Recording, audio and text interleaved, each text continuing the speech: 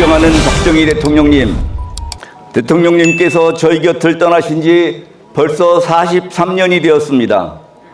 그런데 세월이 지날수록 대통령님의 위협은 더욱 크게 부각되고 있습니다. 오늘날 우리 자유우파 애국 국민들은 현재 대한민국의 자유와 번영 현황을 대통령님께 보여드리며 감사를 드리고 싶고 엎드려 절하고 싶은 심정입니다. 대통령님께서는 세계 최빈국의 만성 가난과 사회적 혼란 그리고 호시탐탐 적화를 노리는 북한의 위협이라는 삼중고 속에서 조국 근대화의 기치를 내걸고 안보 태세 구축과 병행에 세계 역사상 유례가 없는 최단 기간의 발전이라는 이른바 한강의 기적을 이루어내어 우리나라를 세계 10대 경제 강국에 오르게 하신 그야말로 부국 강병의 비조이십니다. 대통령님의 업적과 능력에 대해서는 이 같은 평가가 전혀 과장이 아닌 것이 전 세계 지도자들과 석학들이 칭송하고 존경함으로써 입증이 되고 있습니다. 한편 북한 공산정권과 그들이 사주를 받는 남한의 종북 주사파 세력들은 이렇게 자랑스러운 대한민국의 역사를 그대로 두고서는 대한민국의 공산화, 즉 적화 통일이 어렵다고 보았습니다. 그래서 이들은 대한민국을 부끄러운 나라, 태어나지 말았어야 할 나라인 것처럼 역사를 조작하기로 하고 그 방법 중에 하나로 대한민국을 세우고 키운 위인들을 모조리 흠집내기 하고 있습니다. 그리하여 우선적인 공격 대상을 건국 대통령인 이승만 박사님과 부국 강병의 비조인 대통령님으로 정하고 그동안 무차별적인 공격과 조작을 해왔던 것입니다. 그 결과 오늘날의 젊은 세대들은 대통령님에 대하여 왜곡된 인식을 하게 되었고 급기야 국가관과 애국심까지 상처를 입게 되었습니다. 나라를 지키려면 무기와 장비도 중요하지만 그보다도 국가의 정통성에 대한 자부심 그리고 자기 나라를 지키려는 의지와 애국심이 더 중요합니다.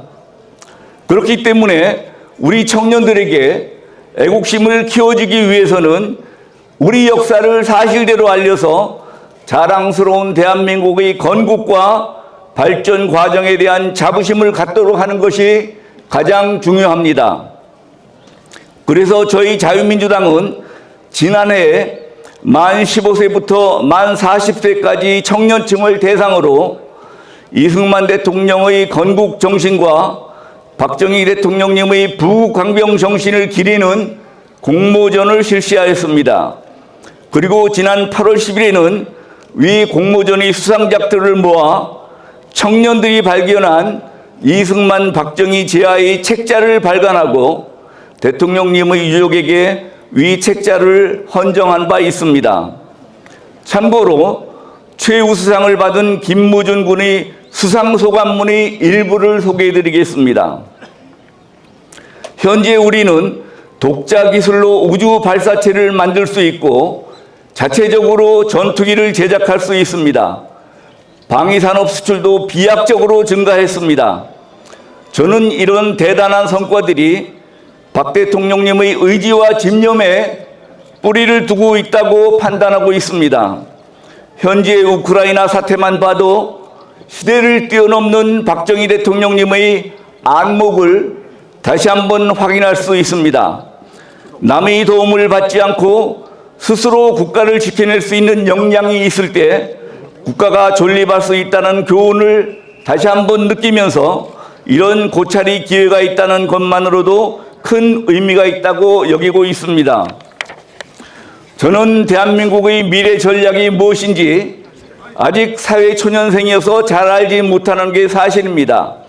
하지만 박 대통령님께서 남기신 족적을 따라 진지한 질문을 던지고 여기서 답을 찾으려는 노력을 꾸준히 해나간다면 우리가 가야 할 방향을 의외로 쉽게 찾을 수 있다고 생각합니다.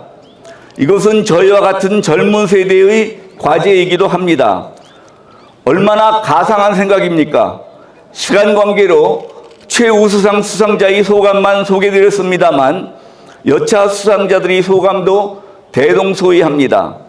우리 젊은 세대들이 이 정도로만 깨어날 수 있다면 대한민국의 미래는 무한히 밝아질 수 있다고 생각합니다. 그래서 내년에는 어린이들에게 읽힐 동화본문을 포함하고 상금을 5,500만 원으로 증액하여 제2회 공모전을 실시할 것을 공표하였습니다.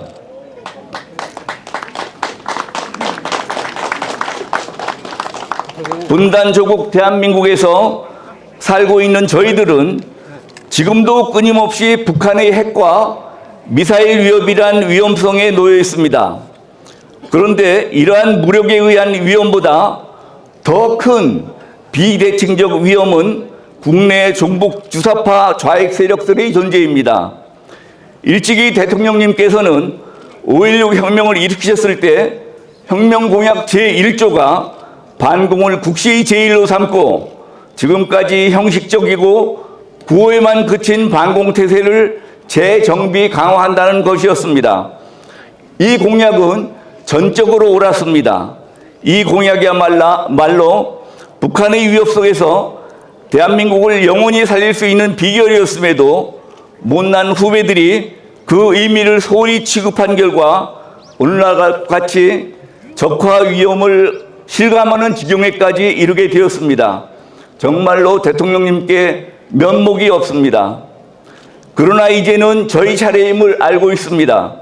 한미동맹을 바탕으로 한 굳건한 안보로 자유와 번영의 대한민국을 더 강력하게 만들어야 할 책임과 과업이 저희에게 주어져 있음을 깨닫고 있습니다.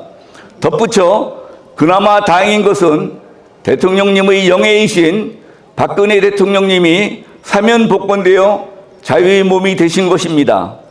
기만과 공갈로 이루어진 탄핵으로 인하여 4년 9개월 동안 이루 말할 수 없는 고초를 겪으셨던 박근혜 대통령님께서 부디 강건하시고 명예를 회복하실 수 있게 되기를 간절히 바라고 있습니다.